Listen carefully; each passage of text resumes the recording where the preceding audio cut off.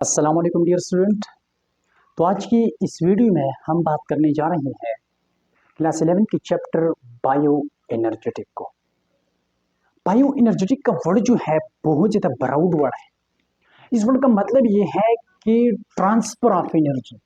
मतलब क्या कि लिविंग ऑर्गेनिज्म के दरमियान जो है ट्रांसफर ऑफ एनर्जी को स्टडी करना।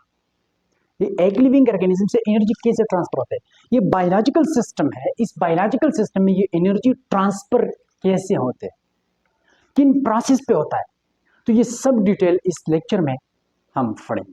तो चलिए स्टार्ट करते हैं आज की इस वीडियो को। बायो एनर्जेटिक का जो लफ्ज है कॉम्बिनेशन ऑफ थ्री वर्ड्स है। बायो का मतलब है लिविंग, एनर्जी का मतलब है एनर्जी, एंड टेक का मतलब है ट्रांसफॉर्मेशन। मतलब the study of transformation of energy in a whole biological system that is known as bio energetic.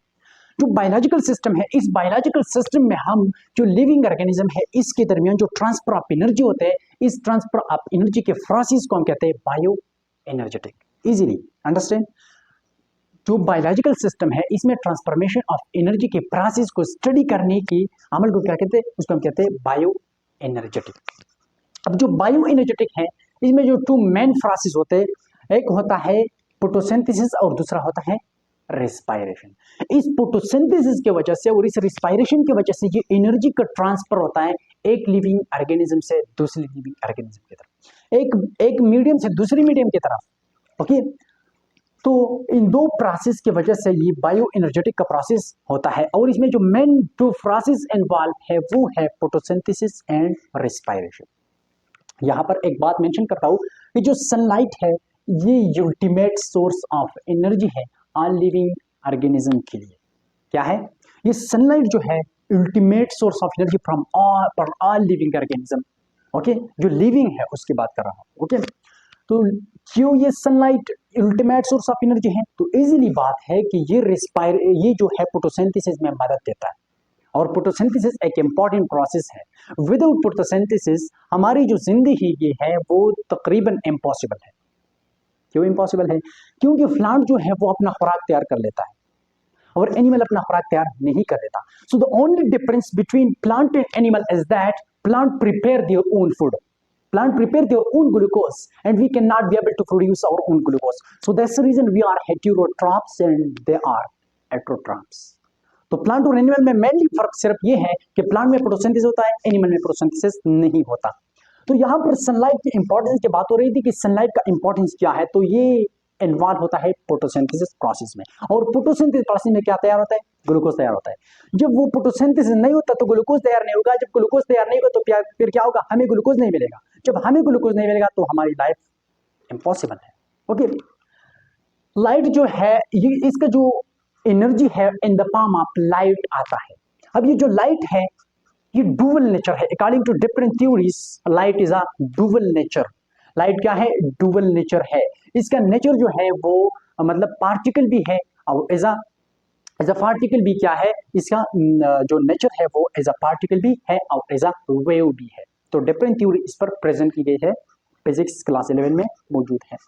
तो लाइट एनर्जी जो है केमिकल एनर्जी को कन्वर्ट होते हैं during the process of photosynthesis. इस फोटोसिंथेसिस प्रोसेस में जो लाइट एनर्जी सनलाइट से आता है वो स्टोर होता है ग्लूकोज में, वो केमिकल एनर्जी को कन्वर्ट होता है। ये जो केमिकल एनर्जी है ऐसी एनर्जी जो बांड में स्टोर होता है। तो ग्लूकोज में क्या होता है, बांड्स होते हैं ना, उस बांड्स में एनर्जी स्टोर होता है और वो एनर्जी ड्यूरिंग रेस्पायरेशन वो एनर्जी हम क्या कर लेते हैं, उस एनर्जी को हम क्या लेते हैं, रेस्पायरेशन के प्रोसेस पर उस ग्लूकोज को ब्रेक डाउन करके, उस बॉन्ड को ब्रेक डाउन करके हमें क्या देते हैं, एटीपी देता है, एडेनोसिन ट्राइफॉस्फेट। और वो एडेनोसिन ट्राइफॉस्फेट हम अपनी डेली लाइफ में यूज कर लेते हैं।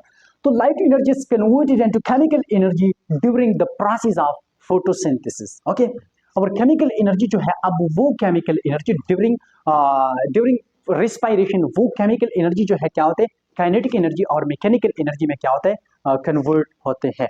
इसका इंपॉर्टेंस क्या है, इस बायो एनर्जेटिक का इंपॉर्टेंस क्या है, तो सिंपल ये जाहिर होता है कि बायो एनर्जेटिक जो है एक इंपॉर्टेंट प्रोसेस है। क्यों इंपॉर्टेंट है, क्योंकि ऑल लिविंग ऑर्गेनिज्म क्या होते हैं, एनर्जी का जरूरत होता है। तो एनर्जी का जरूरत किस चीज का, हाँ, ऑल ऑर्गेनिज्म क्या होता है। और ये जो एनर्जी है एक ऑर्गेनिज्म से दूसरे ऑर्गेनिज्म की तरफ ट्रांसफर होता है with the help of photosynthesis and respiration. और फोटोसिंथेसिस और रेस्पिरेशन क्या है? बेसिकली ये बायो एनर्जेटिक है, ये मेन प्रोसेस है बायो एनर्जेटिक की। तो इसका इंपॉर्टेंस ये है कि ये ट्रांसफर कर देता है एनर्जी ऑल लिविंग ऑर्गेनिज्म की तरफ की ऑल लिविंग ऑर्गेनिज्म लिव मतलब वो जिंदा रह जाए, इसके लिए इंपॉर्टेंट है बायो एनर्जेटिक प्रोसेस। अब जो टू प्रोसेस है उसमें नंबर वन जो है वो है फोटोसिंथेसिस। फोटोसिंथेसिस जो है ये कॉम्बिनेशन ऑफ टू वर्ड्स है। फोटो मीन लाइट, फोटो का मतलब क्या है? Light, and synthesis mean preparation और टू मेक। तो यहां पर लाइट की मदद से फूड तैयार करने के प्रोसेस को क्या कहते हैं? फोटोसिंथेसिस। अब प्लांट एनिमल क्यों अपना खुराक जो है एनिमल क्यों तैयार नहीं कर सकता? तो उसका मेन रीजन ये है कि जो एनिमल है वहां पर क्लोरोप्लास्ट नहीं होता या क्लोरोफिल नहीं होता। तो इस वजह से क्या होता है, जो एनिमल है वो अपना खुराक तैयार नहीं कर सकता और जो प्लांट है वो अपना खुराक तैयार कर सकता है। तो photosynthesis is a process by which the green plant prepare their own food with the presence of water, carbon dioxide and sunlight. Okay, जो फोटोसिंथेसिस प्रोसेस है वो ये प्रोसेस है कि जिसमें ग्रीन प्लांट अपना खुराक जो है वो तैयार कर लेता है, लेकिन उसके लिए शर्त है, रिक्वायरमेंट है। वो नंबर वन है water, carbon dioxide, sunlight. Okay, reaction इसका कैसे होगा? जब 6 कार्बन डाइऑक्साइड जो है वो रिएक्ट कर ले 12H2O के साथ। कहां पर? यहां पर स्ट्रोमा, मैं डायग्राम से क्लियर कर दूंगा। 6 कार्बन डाइऑक्साइड प्लस 12H2O ये रिएक्शन कर ले with the presence of sunlight. Sunlight क्यों इंपॉर्टेंट है ये भी यहां से क्लियर हो जाएगा। क्लोरोफिल में होता है ये प्रोसेस, और क्या बना देता है? Glucose plus 6 oxygen plus 6H2O। ये प्रोसेस है किसका? फोटोसिंथेसिस का। ये रिएक्शन होता है यहां पर क्लोरोफिल में। इसका रिएक्टेंट जो है कार्बन डाइऑक्साइड और वाटर जो है ये एज ए रिएक्टेंट का काम कर लेता है। ओके, और ये जो प्रोडक्ट आता है वो है glucose and oxygen as well as water भी एज अ प्रोडक्ट जो है वो आता है। ठीक है, अब इस डायग्राम को समझ लेते हैं। इस डायग्राम से हमें ये समझ आ जाएगा कि यहाँ पर ये जो रिएक्शन है ये कैसे होता है और ये जो फोटोसिंथेसिस प्रोसेस है ये कहाँ पर होता है। ये मैंने ड्रा किया है एक लीफ। ओके, अब ये जो लीफ है इसका आउटर मेम्ब्रेन भी होता है एपिथेलियल सेल से बना होता है, डिफरेंट सेल होता है यहाँ पर एपिडर्मल, एपिथेलियल, डिफरेंट सेल होता है। ये जो लाइट है ये सनलाइट है। सनलाइट से क्या आ रहा है? डिफरेंट टाइप ऑफ रेज आ रहे हैं, उनके डिफरेंट डिफरेंट वेवलेंथ होता है।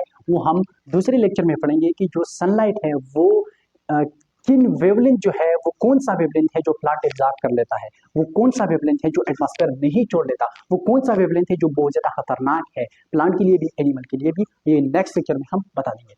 ये ओजोन लेयर है, ये वो लेयर है जो अल्लाह ताला ने कुदरती तौर पर पैदा किया है और ये जो हमारी प्रोटेक्शन कर लेता है। मतलब रेडियो वेव्स, अल्ट्रावायलेट रेज ये बहुत ज्यादा क्या है, जहरीला है, जिसकी वजह से कैंसर जो है वो काज होते हैं। मतलब ये जो लाइट आता है ये हमारे स्किन पर लगता है और स्किन के अंदर क्या कर लेता है, स्किन के अंदर जो है हमारी जो डीएनए होता है उसके डीएनए की सीक्वेंस को बदल देता है। वो जो अल्ट्रावायलेट रेज है क्या कर लेता है, डीएनए की सीक्वेंस को बदल देता है। और जो डीएनए की सीक्वेंस को एक बार बदल दिया जाए, मतलब जो जीन है उनकी जगह बदल दिया जाए, उनकी जीन जो है वो जीन को मतलब डीएक्टिवेट किया जाए with the help of ultraviolet rays, तो फिर क्या होता है, हमारा जो डीएनए है वो सही तौर पर से मैसेज नहीं भेजेगा हमारी बॉडी को, और फिर क्या होगा, इरिवर्सिबल सेल डिवीजन स्टार्ट होगा, और वो irreversible cell division basically cancer है। तो अल्लाह ताला ने ये हमारे लिए पैदा किया। इसका फार्मूला जो है वो है O3, 3 ऑक्सीजन। ये ऑक्सीजन का एक एलोट्रॉपिक फॉर्म है। ओके, समझ गया, ओजोन लेयर। अब यहां पर जब अंदर आते हैं ये लाइट, यहां पर एक दूसरा स्ट्रक्चर होता है जिसको हम कहते हैं स्टोमेटा। क्या? स्टोमेटा यहां पर होता है। अब ये जो स्टोमेटा है ये क्या कर लेता है, स्टोमेटा की मदद से यहाँ पर कार्बन डाइऑक्साइड आता है। और मैंने पहले बताया कि कार्बन डाइऑक्साइड जो है ये एक रिक्वायरमेंट है, ये एक इंपॉर्टेंट थिंग है फोटोसिंथेसिस प्रोसेस के लिए। विदाउट कार्बन डाइऑक्साइड ये प्रोसेस नहीं हो सकता। तो कार्बन डाइऑक्साइड बाहर एनवायरमेंट से, बाहर एटमॉस्फेयर से ये आता है, और ये जो डिफरेंट लाइट है ये भी ऐसे जाते हैं।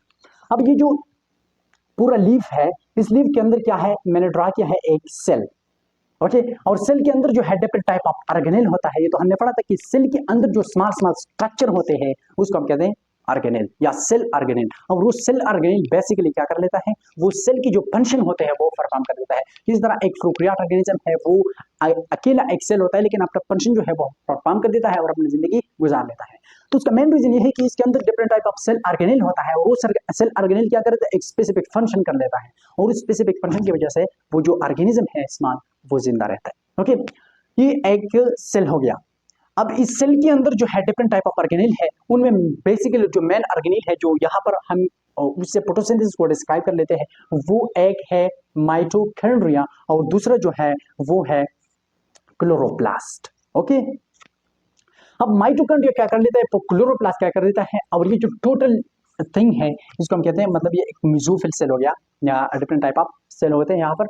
मेसोफिल सेल में फिर दो किस्म के, एक स्पॉन्जी मेसोफिल, एक पेरिसाइड मेसोफिल हो तो तोड़ दो। एक की मतलब एक के अंदर जो है इंट्रासेलुलर स्पेस होता है और दूसरे के अंदर नहीं होता। अब ये जो इसके अंदर जो है क्या होते हैं, थाइलोकाइड होते हैं। थाइलोकाइड ये छोटे छोटे जो क्या होते हैं, जो ये छोटे छोटे स्ट्रक्चर होते हैं इसको हम कहते हैं थाइलोकाइड। अब ये थाइलोकाइड जो है कंबाइन होकर एक स्ट्रक्चर बनाए जिसको हम कहते हैं ग्रेनम। इसका जो प्लूरल है वो ग्रेना बन जाएगा। ओके, और ये स्ट्रोमा लेमिनी, ये जो छोटे छोटे स्ट्रक्चर है ये तार की जैसी, और इस पर ये जो स्ट्रोमा जो है एक दूसरे के साथ क्या होते हैं, कंबाइन होते हैं, उस स्ट्रक्चर को हम कहते हैं स्ट्रोमा लेमेला। और ये जो एक एक स्ट्रक्चर है मैंने बताया कि इसको कहते हैं थाइलोकाइड। और ये राइबोसोम भी होते हैं, डीएनए भी यहाँ पर होता है। अब ये क्लोरोप्लास्ट के अंदर ये डिफरेंट टाइप ऑफ मतलब डीएनए भी होता है और राइबोसोम भी होता है। तो पहली साइंटिस्ट कहती थी कि ये जो क्लोरोप्लास्ट था या इसी तरह माइटोकॉन्ड्रिया था, ये माइटोकॉन्ड्रिया और क्लोरोप्लास्ट दोनों क्या थी, एक प्रोकैरियोट ऑर्गेनिज्म थी। ये सेल की नजदीक आ गया, सेल ने अपना पार्ट बना लिया क्योंकि सेल को फायदा दिया।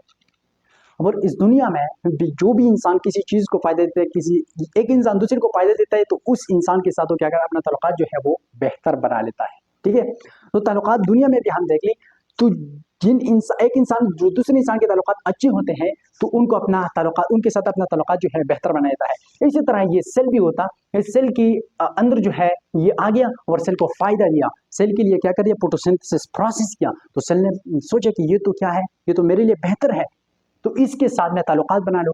तो इसके साथ ताल्लुकात बनाकर इसको एक खास किस्म का फंक्शन दिया इस सेल ने, और उस फंक्शन को ये परफॉर्म कर देता है। ओके, तो ये ग्रेना स्ट्रोमा, ये जो स्ट्रक्चर है इसको हम कहते हैं, ये जो खाली है इसको हम कहते हैं स्ट्रोमा, और ये जो है टोटल मेसोफिल। अब यहाँ पर मैंने थोड़ा जुदा कर लिया है, यहाँ पर ये इस स्ट्रक्चर से मैंने जुदा कर लिया कि ये जो क्या है, ये सनलाइट है। सनलाइट से क्या डिफरेंट टाइप ऑफ रेज आ रहे थे। ओके, अब ये जो रेज है ये ग्रेना पर लगते हैं और इस ग्रेना के अंदर क्लोरोफिल होता है। क्या होता है, क्लोरोफिल होता है। यहाँ पर डिफरेंट प्रोसेस होता है, यहाँ पर एक प्रोसेस होता है जिसको हम कहते हैं ग्लाइकोलाइसिस। ग्लाइकोलाइसिस वो प्रोसेस है जिसमें glucose is converted into pyruvate, जिसमें ग्लूकोज पायरुवेट को कन्वर्ट होता है। लेकिन याद रखिए कि जो जिस प्रोसेस में ग्लूकोज कन्वर्ट होते हैं पायरुवेट को, ये होता है कहाँ पर, क्लोरोफिल में। और इसमें दो चीजें तैयार होते हैं, एक होता है एटीपी और दूसरा होता है NADH2। ओके, एटीपी क्या है, NADH2 क्या है, आने वाले लेक्चर में हम बता लेंगे। तो एटीपी NADH2 ये रिएक्ट कर ली कार्बन डाइऑक्साइड और वाटर। कार्बन डाइऑक्साइड और वाटर जो है ये बाहर से आता है, मैंने पहले बताया कि जो कार्बन डाइऑक्साइड है आता है with the help of stomata, और ये वाटर जो है ये आता है नीचे से आता है, जो रूट की मदद से। रूट की मदद से मतलब जो वहाँ पर जाइलम और फ्लोएम होते हैं, डेड सेल होते हैं। जाइलम क्या करते थे, जो वाटर है वो रूट की मदद से एब्जॉर्ब करके जाइलम जो है यहाँ पर वाटर लेके आता है, और जो कार्बन डाइऑक्साइड है वो बाहर एनवायरनमेंट से क्या कर लेता है, एब्जॉर्ब कर लेता है। तो कार्बन डाइऑक्साइड बाहर से आ गया, वाटर बाहर से आ गया, और ये जो एटीपी NADH2 है ये तो अंदर ही तैयार हो गया। तो यहाँ पर एक प्रोसेस होता है जिसको हम कहते हैं डार्क रिएक्शन। आओ डार्क रिएक्शन और लाइट रिएक्शन वो हम समझेंगे। ओके, टेंशन ना ले। कार्बन डाइऑक्साइड वाटर ने रिएक्ट करके with the presence of sunlight और क्या बना दिया, C6H12 और 6 बना दिया। और ये हमारा मकसद था कि फोटोसिंथेसिस हम किसको कहते हैं, उस प्रोसेस जिसमें ग्लूकोज जो है वो तैयार होता है, उस प्रोसेस को हम क्या है, फोटोसिंथेसिस। और ग्लूकोज तैयार हो गया तो ये जो टोटल प्रोसेस हो गया ये हो गया फोटोसिंथेसिस प्रोसेस। नेक्स्ट लेक्चर में हम ये बता देंगे कि इस पर सनलाइट का इफेक्ट क्या होता है, और सनलाइट में कौन कौन सी जो रेज होते हैं जो फोटोसिंथेसिस के लिए इंपॉर्टेंट होते हैं, और वो कौन सी है जो फोटोसिंथेसिस के लिए भी जहरीला है और लिविंग ऑर्गेनिज्म के लिए भी जहरीला है। कार्बन डाइऑक्साइड का रिक्वायरमेंट मतलब डिटेल में हम ये समझिए कार्बन डाइऑक्साइड बाहर से कैसे आता है। इसका अपेक्ट क्या होता है? जब बाहर कम होता है अंदर सेवा होता है, बाहर ज्यादा होता है अंदर कम होते हैं, तो इसी तरह ये अफेक्ट भी हम नेक्स्ट लेक्चर में समझेंगे। तो मुझे इजाजत दीजिए, नेक्स्ट लेक्चर का अल्लाह हाफिज।